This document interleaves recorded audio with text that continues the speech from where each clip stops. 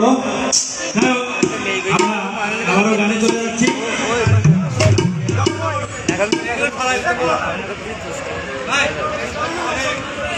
আমি সামনে যারা আছেন চেয়ারে বসার জন্য অনুরোধ করবো, কারণ পিছনে যারা আমাদের অডিয়েন্স আছে তারা দেখতে পাচ্ছে না।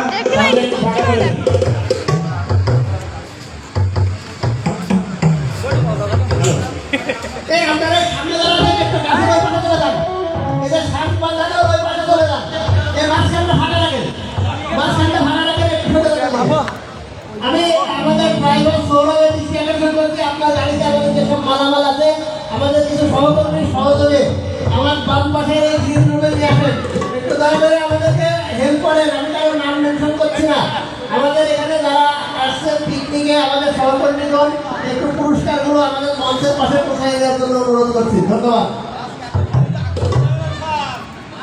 অনুষ্ঠান এখন অনেক বাকি, কেউ হতাশ হয় না।